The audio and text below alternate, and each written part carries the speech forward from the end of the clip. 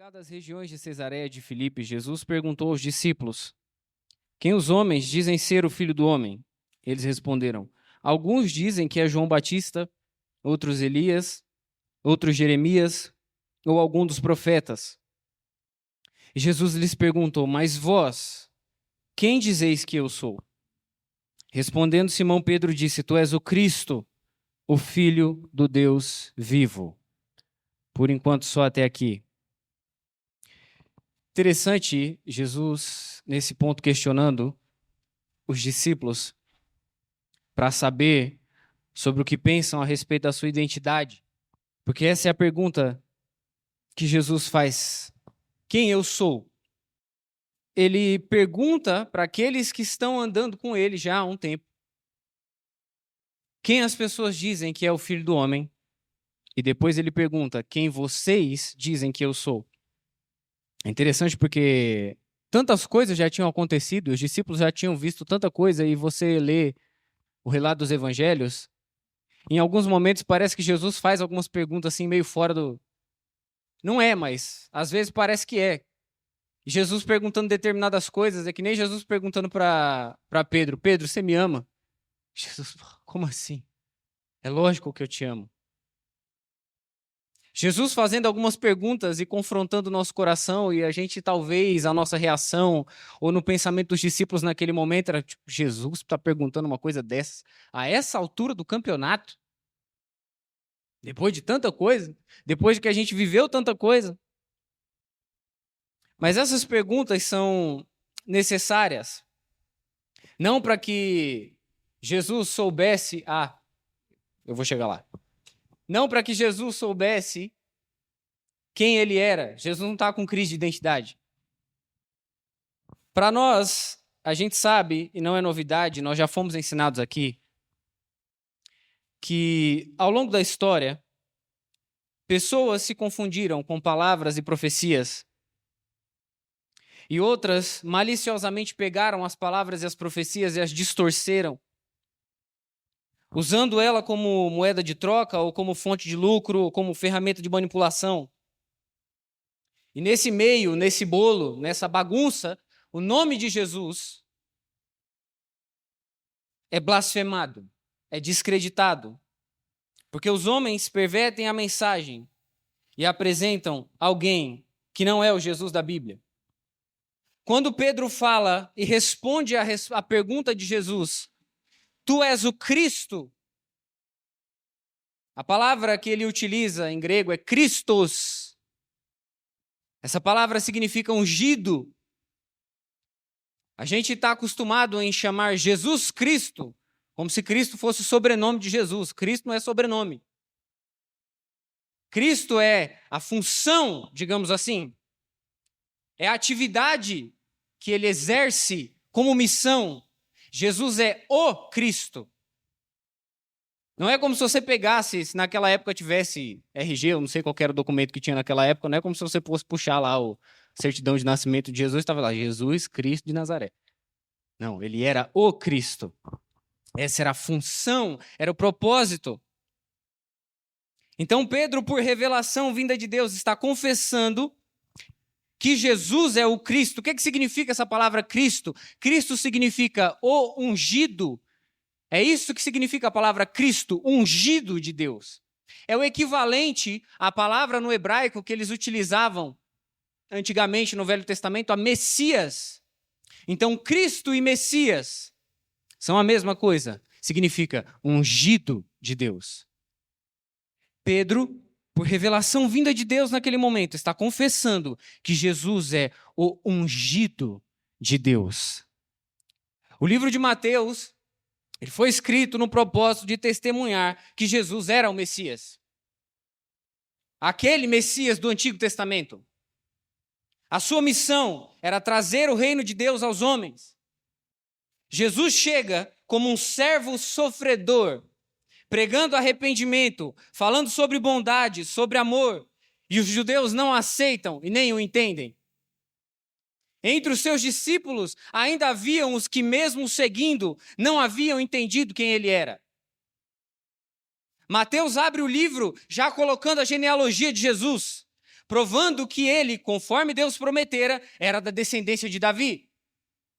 Ao longo dos evangelhos, eles vão descrevendo situações em que Jesus atuava, e eles colocavam lá: Jesus fez assim para que se cumprisse a profecia que está escrita em tal lugar. Jesus fez assim para que se cumprisse a profecia que está escrita em tal lugar. Só que tem uma coisa: antes disso aqui, nesse momento, não tinha evangelho, não tinha Novo Testamento, não tinha o evangelho escrito. A história estava acontecendo naquele momento. Estava sendo escrita naquele momento. Antes de serem escritos os evangelhos, as pessoas vivenciaram aquilo. Elas não tinham um Novo Testamento para linkar as situações, como a gente tem hoje. O que eles tinham? Eles tinham as profecias. Profecias como as de Isaías. Isaías, no capítulo 35, diz assim: então os olhos dos cegos serão abertos, os ouvidos dos surdos se desobstruirão. Então o coxo saltará como cervo, e a língua do mudo cantará de alegria, porque águas arrebentarão no deserto e ribeiros no ermo. Profecias como em Isaías 42. Aqui está o meu servo, a quem sustento, o meu escolhido, em quem me alegro. Pus o meu espírito sobre ele. Ele trará justiça às nações. Ele não gritará, não se exaltará, nem fará ouvir a sua voz na rua. Não quebrará a cana esmagada e nem apagará o pavio que esfumaça. Trará justiça com fidelidade. Não falhará, nem se quebrará, até que se estabeleça a justiça na terra, e as ilhas aguardarão a sua lei. Isaías 61, o Espírito do Senhor está sobre mim, porque o Senhor me ungiu para pregar as boas novas aos oprimidos, enviou-me a restaurar os de coração abatido, a proclamar liberdade aos cativos e a pôr os presos em liberdade, a proclamar o ano aceitável do Senhor e o dia da vingança do nosso Deus, a consolar todos os tristes, a ordenar que se dê uma coroa em vez de cinzas, óleo de alegria em vez de pranto, vestes de louvor em vez de espírito angustiado aos que choram em Sião, a fim de que se chamem carvalho de justiça, plantação do Senhor, para que ele seja glorificado. Eles edificarão as antigas ruínas, restaurarão os lugares antes destruídos e reedificarão as cidades assoladas, os lugares devastados de muitas gerações. Essas eram as palavras que aquele povo tinha naquele momento. Chega Jesus, sendo o Messias, o ungido, aquele que ia cumprir todas essas promessas. E ele é rejeitado pelos seus. Porque ele pregava uma revolução espiritual. Ele não pregava uma revolução militar e política. E era isso o que eles estavam esperando. Um Messias que pegaria em armas. Um Messias que seria um revolucionário político. Aquele povo estava num contexto de opressão sobre o império, sobre o domínio do Império Romano. E eles estavam esperando que esse Messias chegasse e destruísse esse reino terreno. Deus não estava preocupado só com o Império de Roma. O plano de Deus não era simplesmente desfazer esse tipo de coisa. O plano de Deus era restaurar o seu relacionamento com os homens, com a humanidade. E quando o mundo se depara com o Cristo, com o Messias prometido, e vê que ele não era o que eles achavam que ele era, eles o rejeitam. É o que está escrito em João. O verbo estava no mundo, esse foi feito por meio dele, mas o mundo não o reconheceu. Ele veio para o que era seu, mas os seus não o receberam. Mas a todos quanto receberam, aos que creem no seu nome, deu-lhes a prerrogativa de se tornarem filhos de Deus, que não nasceram de linhagem humana, nem no desejo da carne, nem da vontade do homem, mas de Deus. E o verbo se fez carne e habitou entre nós, pleno de graça e de verdade, e vimos a sua glória como a glória do unigênito do Pai. Quando o mundo se depara com Cristo, quando as pessoas são confrontadas pelo verdadeiro ungido de Deus, as reações são mistas. Ele é amado por uns, odiado por muitos outros, e Jesus não estava preocupado em satisfazer a expectativa humana. porque elas eram contrárias à vontade de Deus. A prioridade de Jesus era cumprir a vontade de Deus. Ainda antes desse episódio, onde Jesus pergunta isso, tantos milagres foram feitos, tantas coisas, tantas pessoas foram libertas. Jesus reensina sobre a lei. A gente tem um relato maravilhoso do Sermão do Monte, os ensinos sobre a oração, o episódio onde Jesus acalma a tempestade. E nesse momento os discípulos ficam perplexos, eles ficam perguntando: quem é esse que os ventos e o mar lhe obedecem? Jesus ensina por parábola sobre o reino de Deus. No capítulo 11 tem um episódio interessante onde João Batista pede para irem perguntar para Jesus se ele era mesmo que haveria de vir ou se eles deveriam esperar outro. E a resposta de Jesus a João naquele momento é como se fosse: o João, acorda, João, se liga. A profecia está se cumprindo. Sou eu. Mas as pessoas estavam obstinadas. Isso dói no coração de Cristo, porque elas não queriam ouvir a verdade. Nesse meio tempo, acontece uma situação onde os fariseus chegam a chamar Jesus de possesso de demônio. Eles cometeram a blasfêmia contra o Espírito Santo, porque eles pegam e comparam o Espírito de Deus, santo, puro, o próprio Deus, a um espírito maligno, imundo, ao nível mais baixo. De novo, os fariseus se aproximam e pedem um sinal.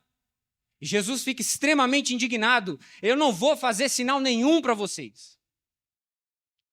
Ou vocês vão olhar e ver o que já foi feito e vão aceitar e se arrepender, ou vocês vão morrer em condenação. Eu não preciso e eu não vou provar nada para vocês. Essa é a resposta de Jesus para o extremista religioso que foi lá perguntar para ele: dai-nos um sinal. Tantas coisas acontecem ainda. Jesus é rejeitado em Nazaré. Ele está ensinando na sinagoga. E as pessoas começam a falar: mas espera aí. Esse aí é o Jesus, pô. É o filho do Zé lá, o carpinteiro. Conheço a mãe dele, a Maria. Conheço ele desde pequeno. Os irmãos dele ficavam brincando aí na rua aí. Eu conheço eles. Agora tá ensinando na sinagoga, querendo ensinar a gente. Quem foi que ensinou ele? Para ele poder vir querer me ensinar.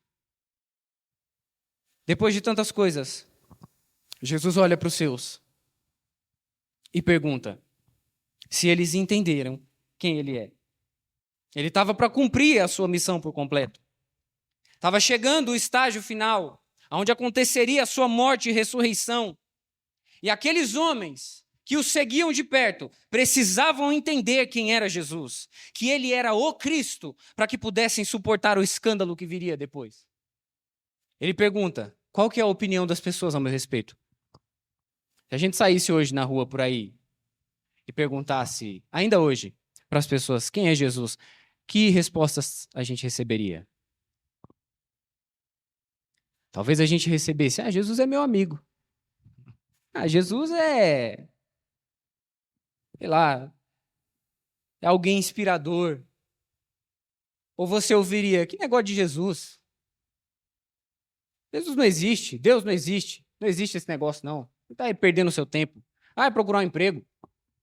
Naquela época, responderiam que Jesus era um homem bom. Ele era um profeta.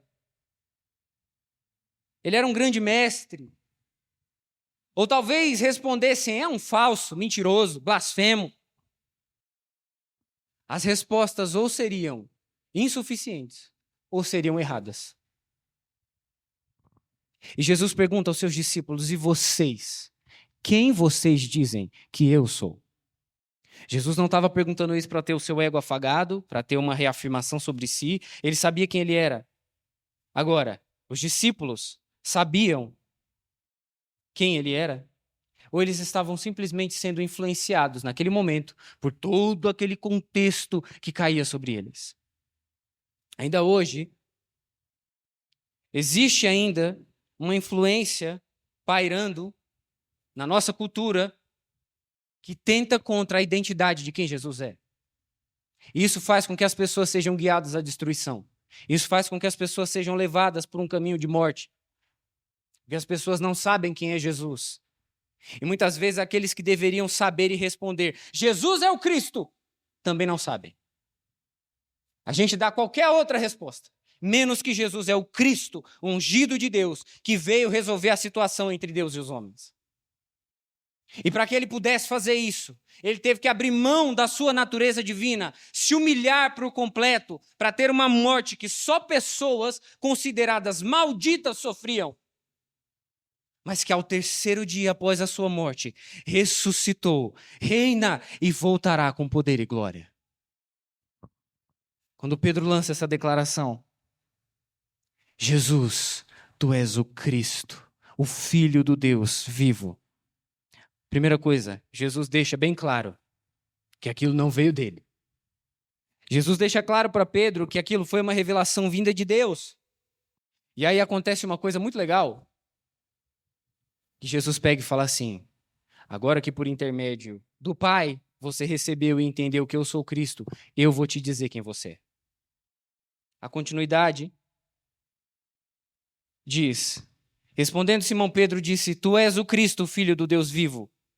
E Jesus lhe disse, Simão Barjonas, tu és bem-aventurado, pois não foi carne e sangue que te revelaram isso, mas o meu Pai que está no céu. E digo-te ainda que tu és Pedro, sobre essa pedra edificarei a minha igreja, e as portas do inferno não prevalecerão contra ela. É interessante que a gente vive na era do eu sou o que eu quero ser, do jeito que eu quiser ser. Quando o que a gente vê na história e no evangelho é, eu confesso que Jesus é o Cristo e ele me diz quem eu sou. E ele me insere e me comissiona na sua missão, na sua identidade. Porque é isso que diz, já não sou mais eu que vivo, Cristo vive em mim. Então é ele que me diz quem eu sou. E Jesus faz isso com Pedro. Era necessário confessar em voz alta que Jesus era o Cristo, como prova de que aqueles homens estavam começando a entender do que eles estavam fazendo parte. Quando Pedro diz isso, Jesus responde, eu vou construir a minha igreja sobre esse fundamento, Pedro, e você vai ser parte disso. Quem é o fundamento? É o próprio Cristo. Nós reconhecemos, tu és o Cristo. E Jesus responde, e vocês são a minha igreja. E as portas do inferno não podem prevalecer contra a igreja que confessa abertamente, Jesus, tu és o Cristo. A igreja tem um Senhor, que é Jesus. Um fundamento, que é Cristo, é o único. A igreja não está sustentada em cima da palavra e da profecia de homens, de seres humanos. A igreja é construída sobre o firme fundamento que é Jesus. E a partir do momento em que nós entendemos que Jesus é o Cristo, aí nós nos tornamos a igreja cuja qual as portas do inferno não podem prevalecer. Porque Ele é o nosso Senhor. Essa é a nossa mensagem e a nossa missão. Ele é o Cristo ungido de Deus e nós devemos ouvi-lo e segui-lo. Ele é o firme fundamento.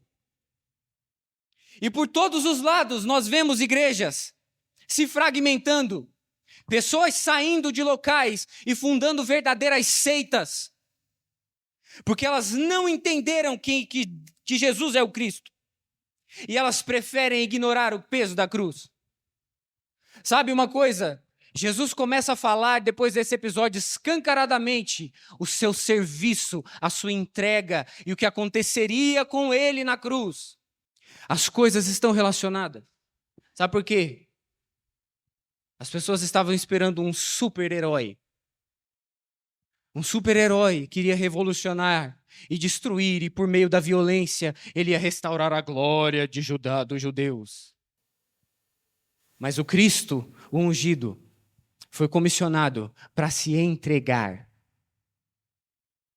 Se entregar. Viver uma vida de entrega, de obediência, de submissão ao Pai. E a partir do momento em que nós confessamos que Jesus é o Cristo e Ele nos insere na nossa missão, nós vamos viver como Ele viveu.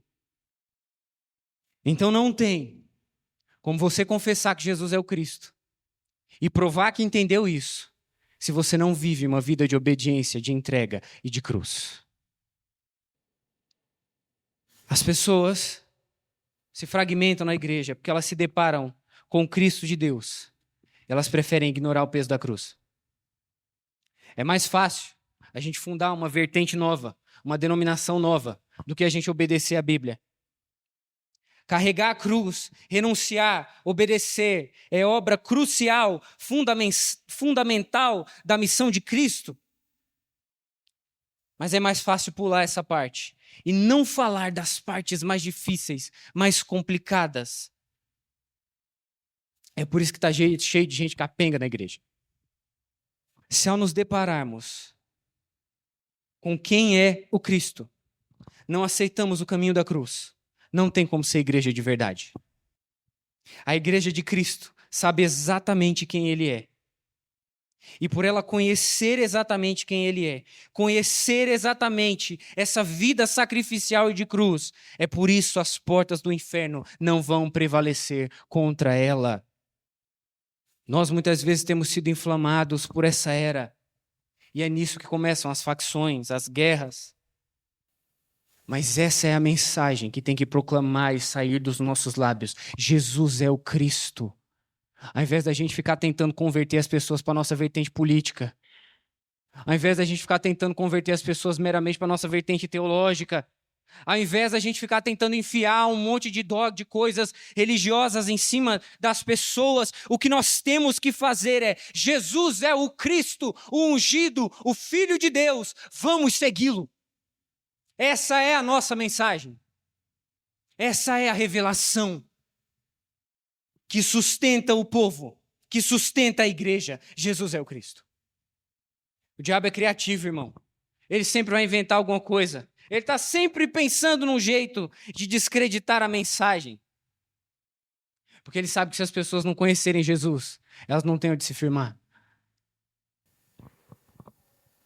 Ele é o nosso fundamento. Ele é o Cristo. Essa é a nossa mensagem. Reconhecemos que Ele é o Cristo. E Ele diz: você é minha igreja, você faz parte de mim e você vai caminhar como eu caminhei. Eu lembro sempre do episódio de Jesus pegando e falando para os discípulos: olha, se me amaram, vão amar vocês. E se me odiaram, vão odiar vocês também. Essa é a caminhada daquele que é a igreja de Cristo. Mas esse Jesus é o Senhor e protetor da sua igreja. Ele não é à toa o nosso firme fundamento, irmão. Ele não nos abandona, Ele não nos desampara. Ele está conosco, Ele é o nosso chão firme, onde nós podemos pisar, onde nós podemos ter a ousadia de proclamar que Ele é o Cristo, sem medo, sem ter que acrescentar mais nada sobre isso. A mensagem que precisa trazer as pessoas a Cristo é essa: Ele é o Cristo, Ele veio te salvar. As pessoas acham que elas precisam acrescentar: olha, Ele é Jesus e Ele veio te dar isso. Ele é Jesus e Ele veio te fazer isso. Não, Ele é Jesus e Ele veio te salvar da morte eterna. Essa é a mensagem pura e simples do Evangelho. O Senhor é o protetor, mantenedor, sustentador da sua igreja. E a partir do momento em que nós compreendemos o poder desse Jesus maravilhoso, desse Jesus santo, Ele é o Cristo, nós nos apoderamos dessa verdade, dessa realidade, e Ele nos enche de autoridade, nos enche de vida, nos enche de vigor, para que nós possamos testemunhar o Seu nome, para que nós possamos ser parte dessa igreja, cuja qual as portas do inferno não podem resistir. Em todos os lugares da terra, Jesus permanece sendo Cristo, Ele é o Senhor.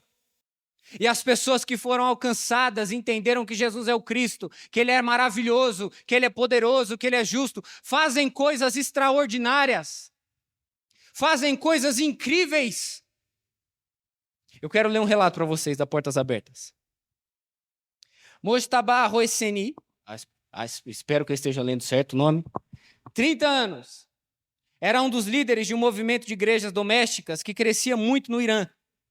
Depois de ficar sob um regime parecido com prisão domiciliar em 2009, ele foi preso em 2012. Após 3 anos de prisão, foi libertado em 2015. Em uma visita a ele, em um lugar seguro fora do Irã, o cristão perseguido nos contou por que não parou o seu trabalho na igreja, mesmo já tendo sido preso uma vez. A resposta dele: na verdade, não há explicação lógica, mas sentíamos que Deus não queria que parássemos. Mesmo sabendo que poderíamos ser presos novamente a qualquer momento. Quanto aos dias na cadeia, ele disse que sabia que Deus estava com ele, mas isso não tornava o dia a dia na prisão confortável. Ele dormia e comia com assassinos, ladrões e traficantes. Ele confessa que sentia medo e tristeza, apesar de saber que o Senhor estava com ele. Depois de se dedicar intensamente à oração, Mojtaba sentiu o Senhor lhe falar que ele não estava lá por si mesmo ou porque havia cometido algum pecado, mas por Deus, porque era o seu propósito. Então ele começou a olhar para os outros prisioneiros com os olhos de Deus e compreendeu que o Senhor queria que ele lhes falasse do seu amor. Entendendo que Deus o havia colocado na prisão para resplandecer a sua luz, Mojtaba começou a compartilhar o evangelho com os companheiros de prisão. Alguns aceitaram Jesus, outros aceitaram suas orações, porém faltava uma coisa: eles não tinham acesso à Bíblia. Mas Deus operou um milagre. O imã, líder muçulmano, que ia orar com os presos islâmicos, perguntou se eles precisavam de alguma coisa e concordou em dar um jeito de trazer uma Bíblia para eles. Então ele trouxe trechos da Bíblia impressos em inglês, como se fosse material de aula de inglês, e um dos prisioneiros traduziu para o idioma persa, e o Mojtaba copiou os trechos e distribuiu aos companheiros de prisão. E os trechos bíblicos começaram a circular mais e vários prisioneiros entregaram a vida ao Jesus da Bíblia. Que alegria, que felicidade, quando nós entendemos que Jesus é o Cristo. E ele reafirma: e você é a minha igreja. E agora você vai viver que nem eu. Não tem para onde correr. Que felicidade que Paulo sentia, eu imagino, declarando: o viver é Cristo e o morrer é lucro. Essa felicidade que enche o nosso coração e essa certeza de que o Senhor cuida da sua igreja, ela nos enche. E nós podemos cantar o cântico que está registrado em Romanos, no capítulo 8, versos de 31 a 39. Portanto, que poderemos dizer diante dessas coisas? Se Deus é por nós, quem será contra nós? Aquele que não poupou nem o próprio filho, mas pelo contrário, o entregou por todos nós, como não nos dará com ele todas as coisas? Quem trará alguma acusação contra os escolhidos de Deus? É Deus quem os justifica. Quem os condenará? Cristo Jesus é quem morreu. Ou pelo contrário, quem ressuscitou dentre os mortos, o qual está à direita de Deus e também intercede por nós. Quem nos separará do amor de Cristo? Será a tribulação, ou a angústia, ou a perseguição, ou a fome, ou a privação, ou perigo, ou espada, como está escrito: por amor de ti, somos entregues à morte todos os dias. Fomos considerados como ovelhas para o matadouro. Mas em todas essas coisas, somos mais que vencedores por meio daquele que nos amou. Pois tenho certeza que nem morte, nem vida, nem anjos, nem autoridades celestiais, nem coisas do presente, nem do futuro, nem poderes, nem altura, nem profundidade, nem qualquer outra criatura poderá nos separar do amor de Deus que está em Cristo Jesus, o nosso Senhor. Esse é o nosso Senhor, o poder que está na igreja e que faz com que as portas do inferno não prevaleçam. É por isso que nós precisamos conhecer o Cristo e confessar o Cristo.